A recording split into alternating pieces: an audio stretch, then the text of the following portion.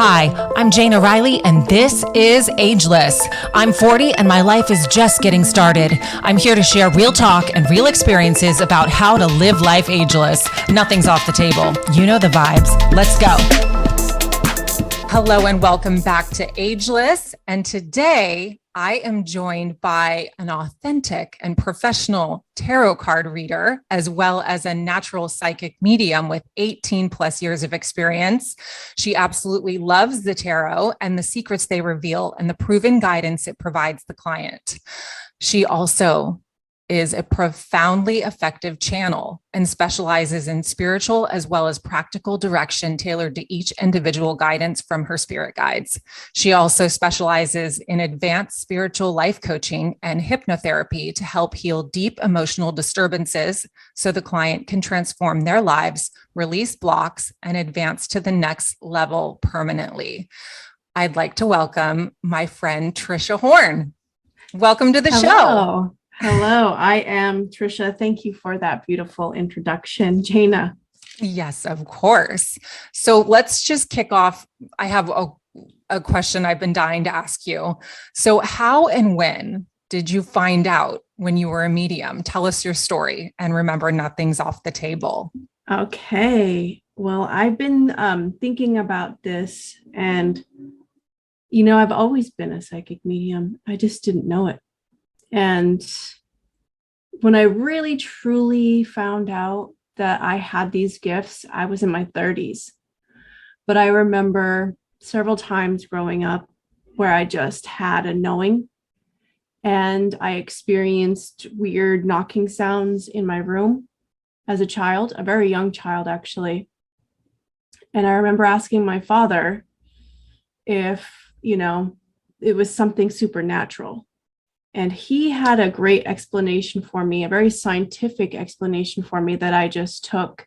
And he had said that, it's the walls that are creaking and knocking because the air outside is colder than the air inside.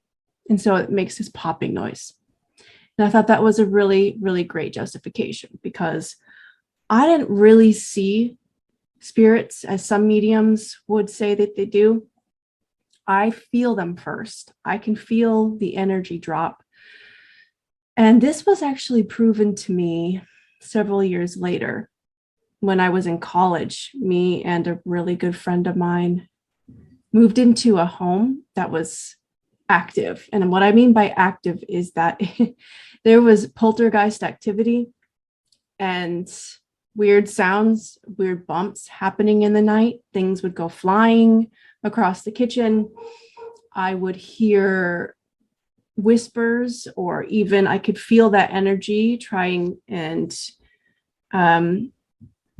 touch my body or interact with it in a lot of ways.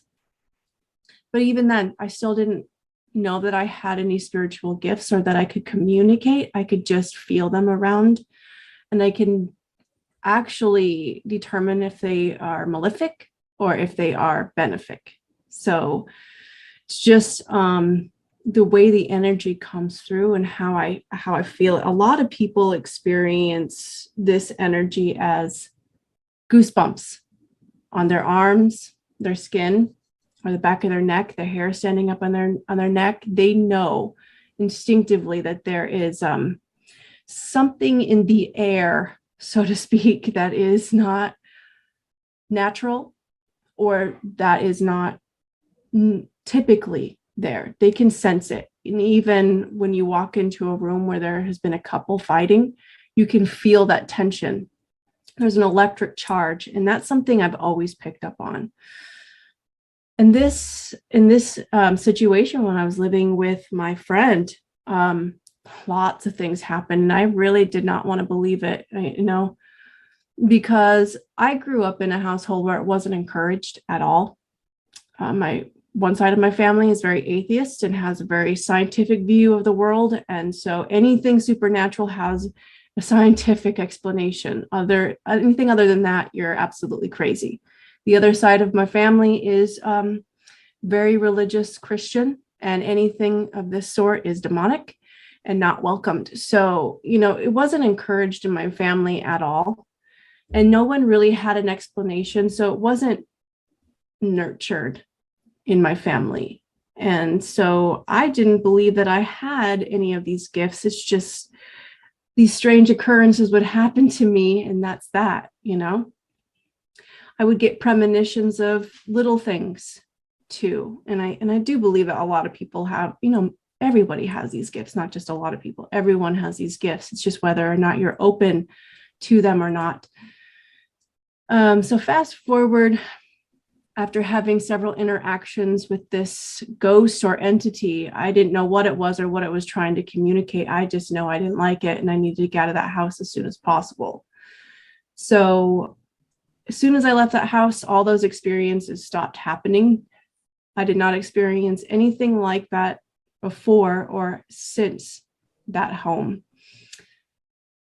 And then we get into my 30s, and I'm becoming a lot more spiritual and connected with a higher power.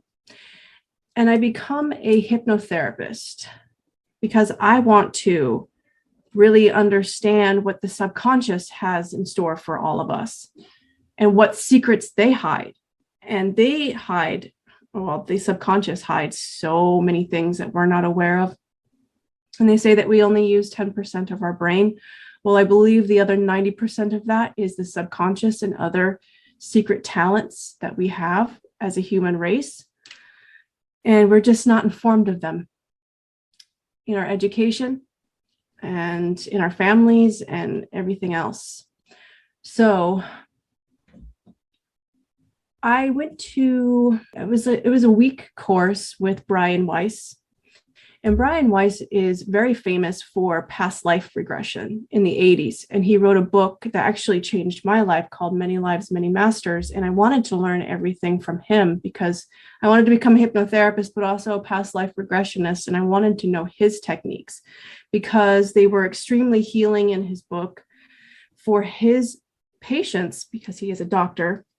He's not just a hypnotherapist. So I flew to New York.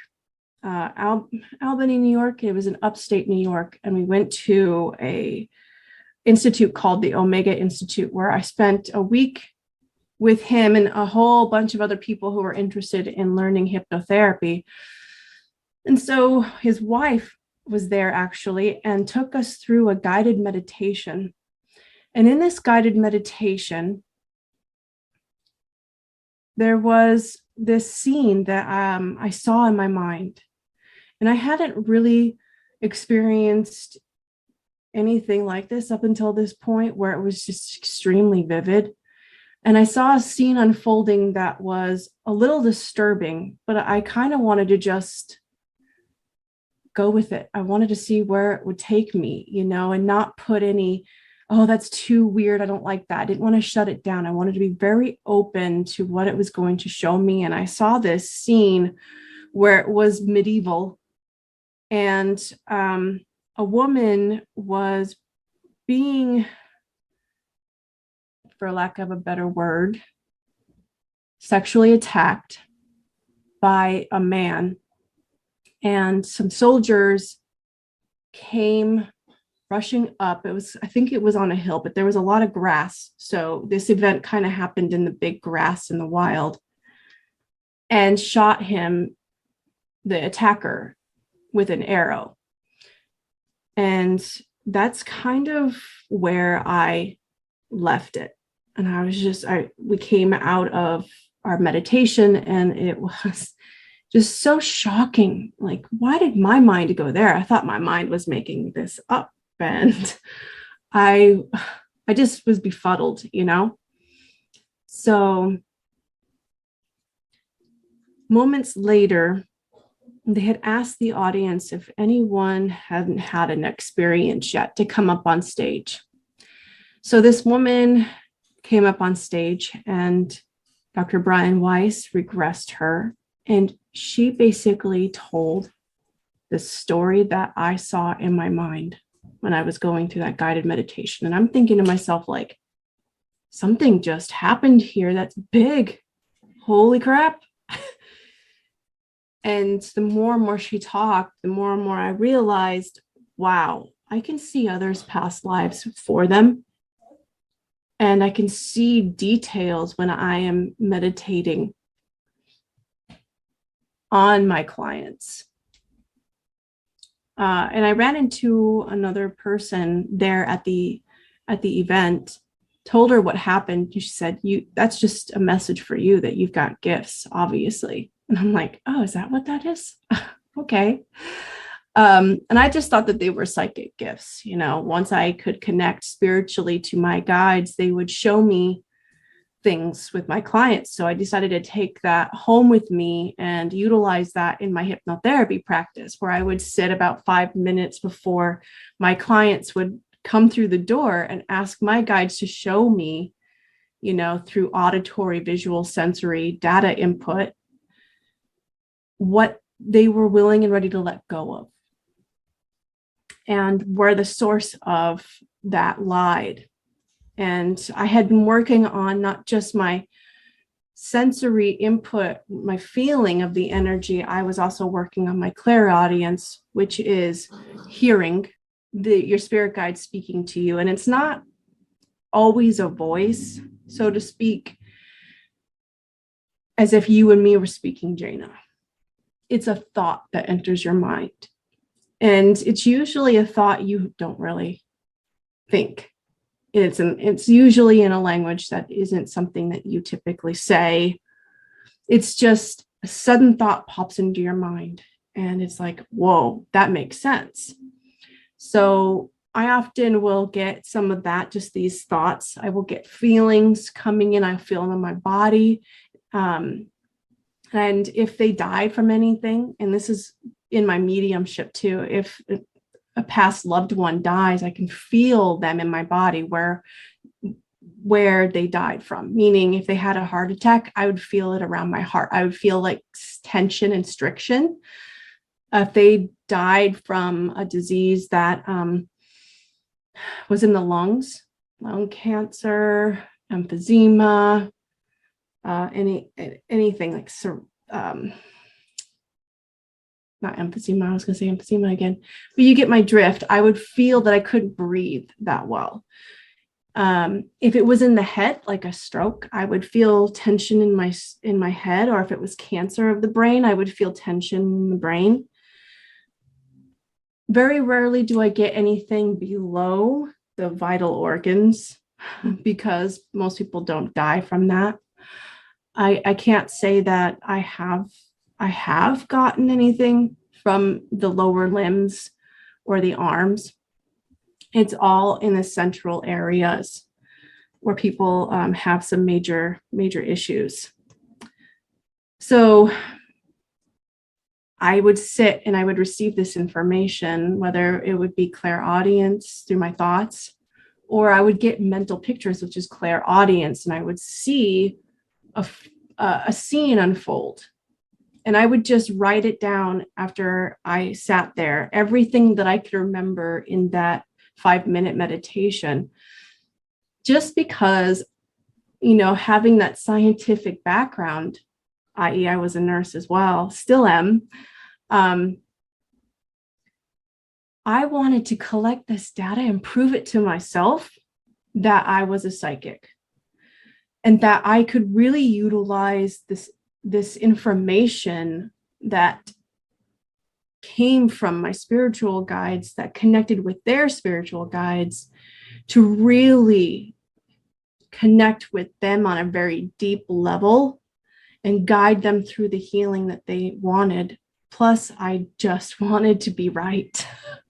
I just wanted to be right, Jada.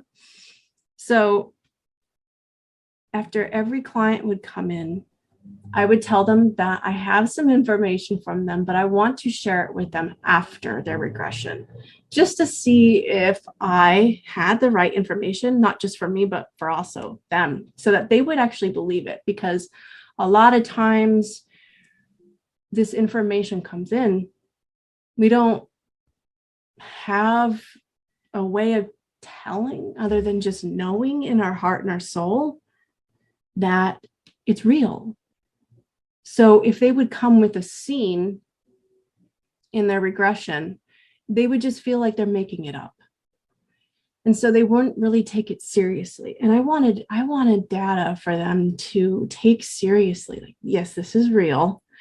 And yes, you should pay attention to it. It's not lying to you. You're not crazy. So I'm going to tell you right now, every patient or client, not patient, every client that I saw and regressed, and I did this with them, they said, wow, that I can't believe that you got that information. And it was really cool. It was really, really, really cool. Because, I'm just sitting there listening to them and guiding them through this regression. And I'm thinking, wow, I'm just in shock that all of this is happening and it's all coming through me. So you have a gift. Yeah. And then I met a client in my work who was a medium. And he found me online, and he said he just knew I was the one to help him. He has a knack for these things, and that he goes to a church that is a mediumship church, and they teach mediumship. And so I saw him a few times, and he invited me to the church here in San Diego. And I went, and they gave me messages from the other side, from my family members who passed. He introduced me to this mediumship church where they were giving messages. And I decided to attend some of their classes and their courses that they offered to those who were new and to those for a donation price. And I just started talking, channeling. I mean, I've channeled my whole life, said things that just came out of nowhere. And I'm like, wow, that's really great advice. The person that I gave it to, they ate it up. And I'm like, I must be just really smart. But no, it was just me channeling from my spirit guides. And we all do it. Trust me, we all do it. And I just thought for a long time that I was someone special because I could do that stuff. But it's just being open. And so I just decided to go to these classes that were here local. And I would do readings for the people across from me. We're all learning from each other. And I would pick up on things, girl, I didn't know, because I didn't know any of these people.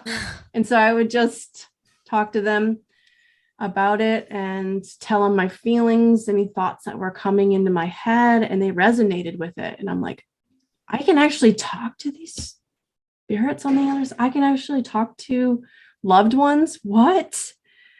I had no idea that I could do this. I just thought that I was a psychic and that I wasn't really a medium who could speak to the dead, speak to family members. But the great thing about this church is that they really helped nurture that by not putting any stigma on it and teaching us that there's no wrong or right to do anything or how to channel it, how to bring it about. It's just going for it, talking, saying what comes to mind.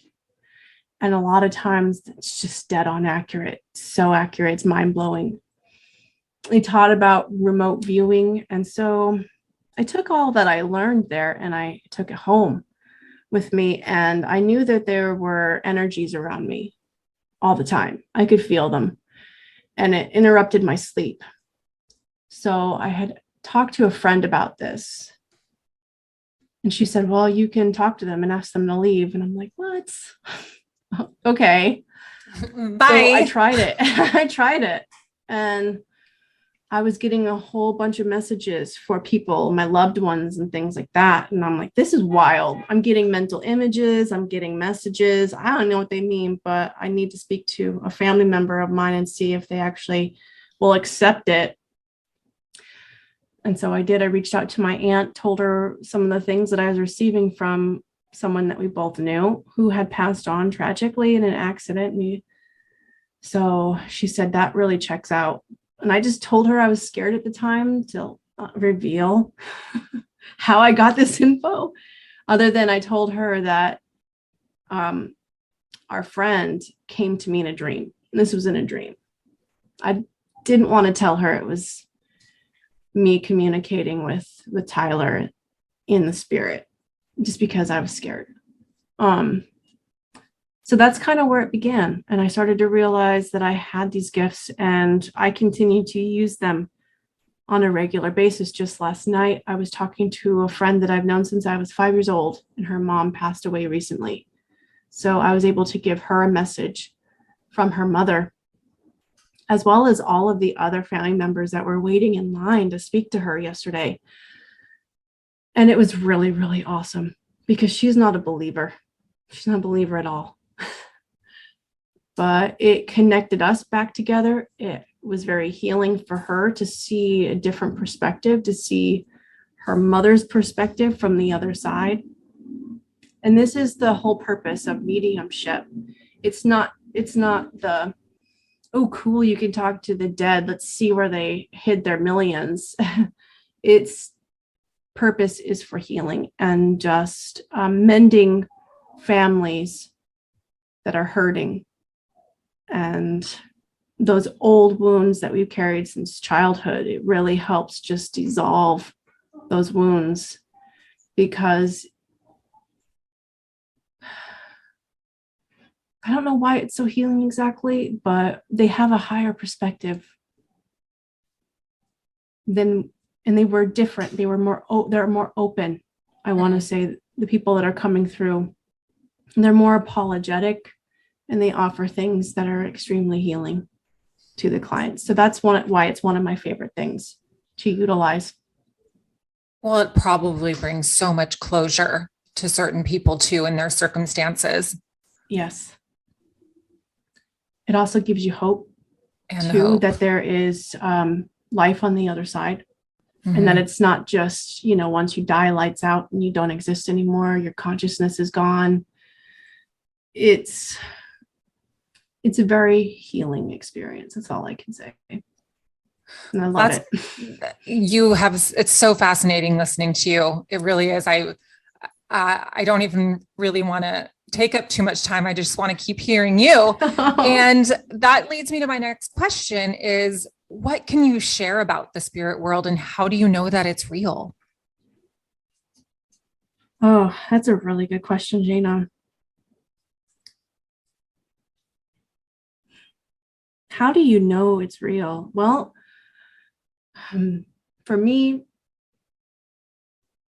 I've had so many experiences in my life,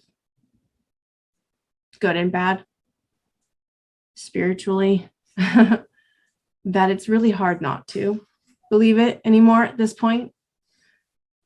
There's that part of me, that likes to explain everything away and not take everything as people say it is, just assume that because it's weird and something you don't understand, that it's automatically a ghost or, something negative.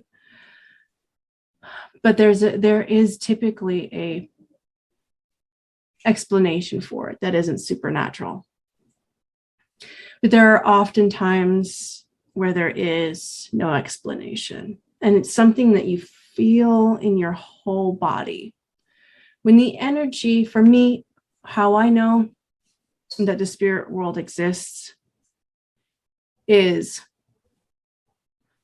when I'm laying in bed late at night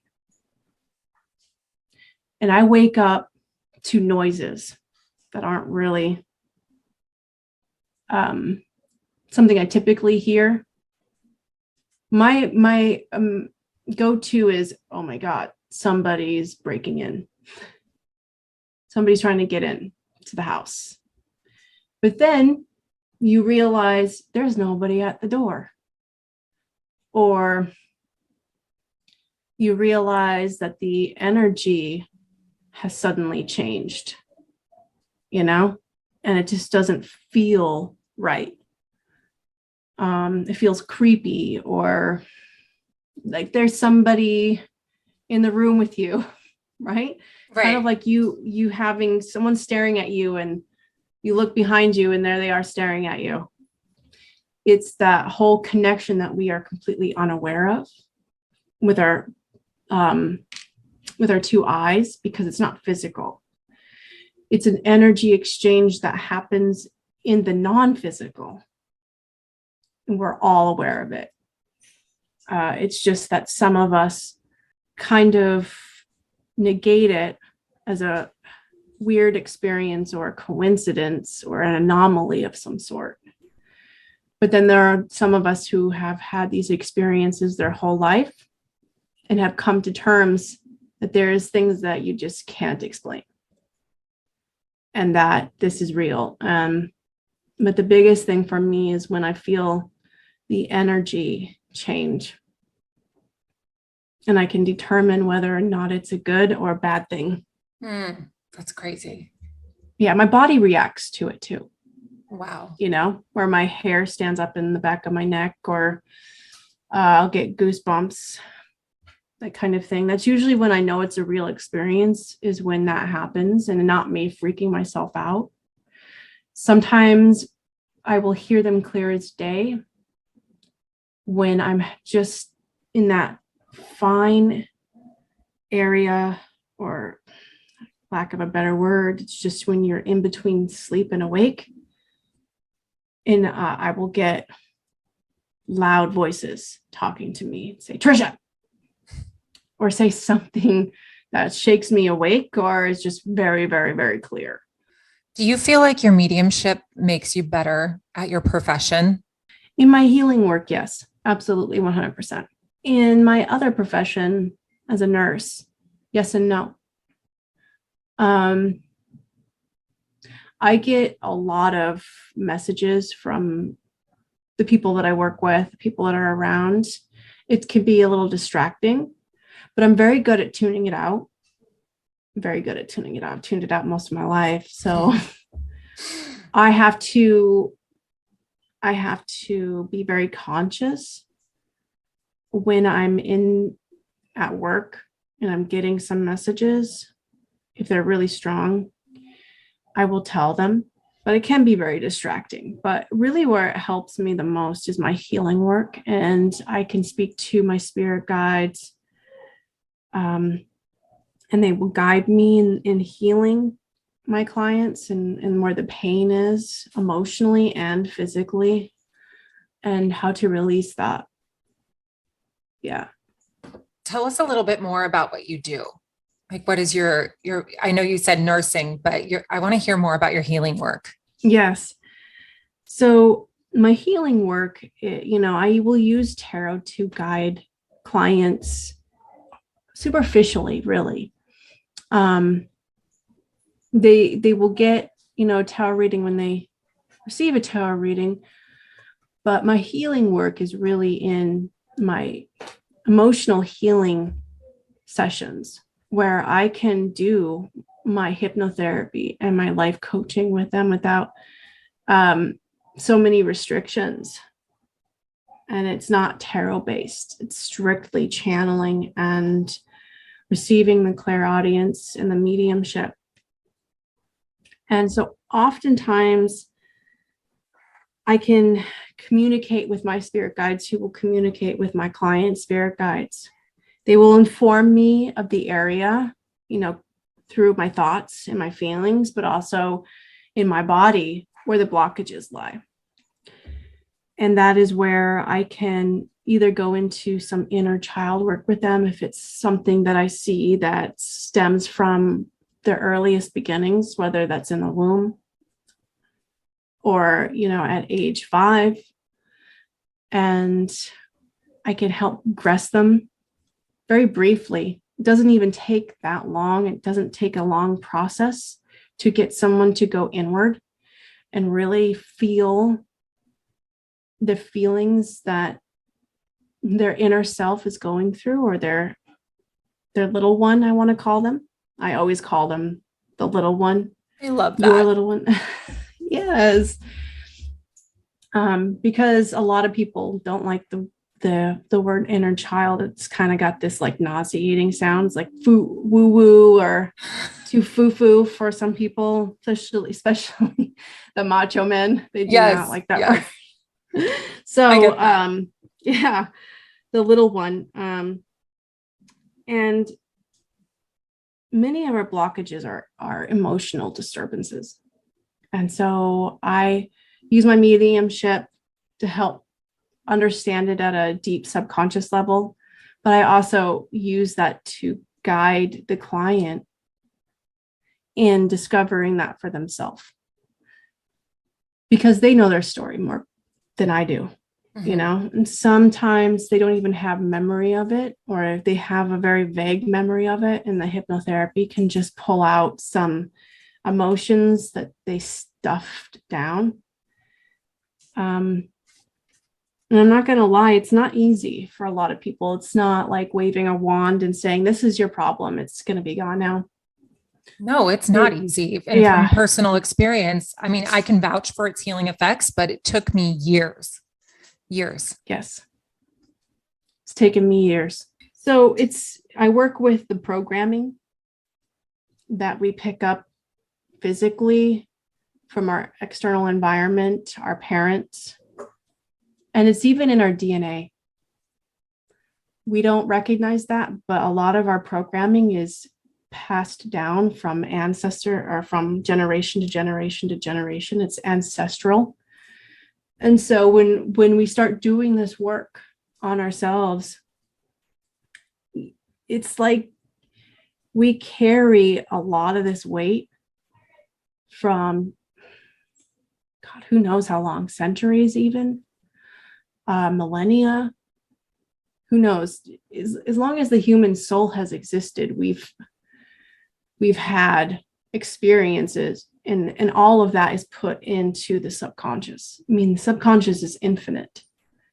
So with every lifetime that we have, we release some of these things, these blockages, this karma, so to speak, or we tack on more of it if we don't write it in this lifetime, if we don't clear that energy between ourselves and anyone else that's involved. So, and then of course, when it comes to our ancestral stuff that's carried in the DNA from family member to family member, it can be a lot, especially if it's been there for millennia.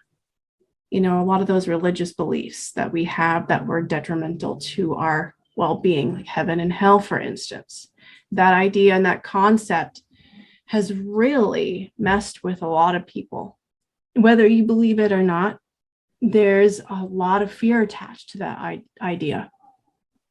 So releasing that takes time. It takes a lot of time to process it and be free of it.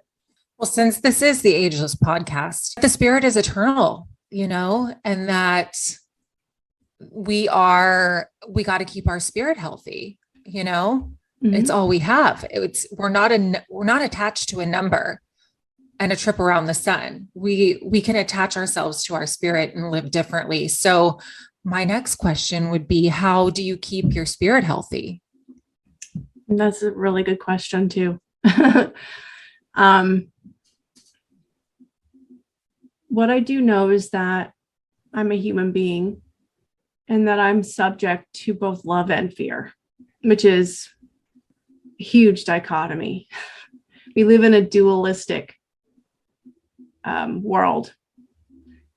And so there are so many layers to this, but what keeps me sane as much as possible and grounded here on earth is staying grounded and being compassionate with myself, having conversations with my little one where we can get on the same page, we can get on the same team, where, you know, if I'm feeling anxious about something, it's typically because there's a part of me, that little part of me that's still inside, that's wounded, that's scared, that feels alone. You know, I have to go in there as the adult version of me and find out what's scaring her, what's scaring me, and finding a way to communicate that everything is going to be okay. And a lot of times that has to do with a connection with a higher power, something outside of yourself, that not really outside of yourself, it's actually within you, something that isn't you, that you can do business with. Some people call it the universe. The universe is inside of us. Some people call it God. God is inside of us. There's that spark of the soul that's inside of us. It's not a construct of the human flesh. It's not the brain creating a personality. Most of us can understand that there's something else going on here, that there is a being inside this physical vessel. And so many of those versions exist of us. So that 5-year-old version of me is just as real as the 38-year-old version of me, and is just as real as all the experiences and all the identities I assumed as a soul throughout many lifetimes. So being able to communicate to all of those parts of myself, and I like to start with the inner child the most, just because she's the vulnerable part of me. She's the one that needs the most guidance. She's the one that's the most scared.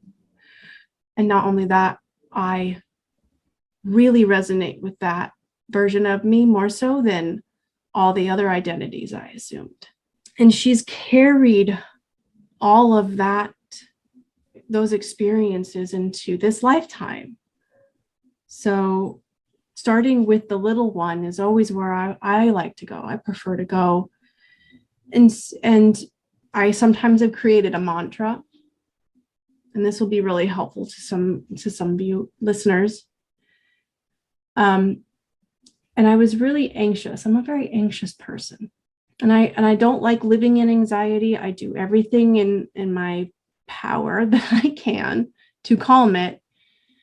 And so having a higher power that I pray to ease that anxiety is essential, but also having a mantra that eases that anxiety for my little one is essential as well.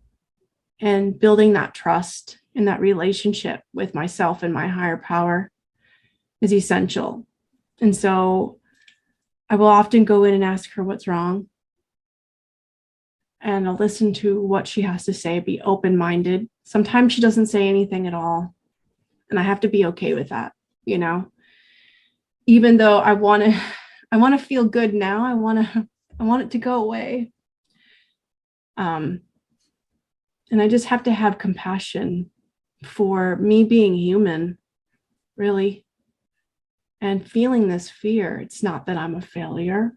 It's not that I'm being forgotten by my higher power, which, there are parts of me that believe that. It believes that, especially if any of you have gone through trauma, you would understand that disconnect with your higher power. So I've had to rebuild that heavily, rebuild that trust, and it helps a lot. I made up this mantra because I feel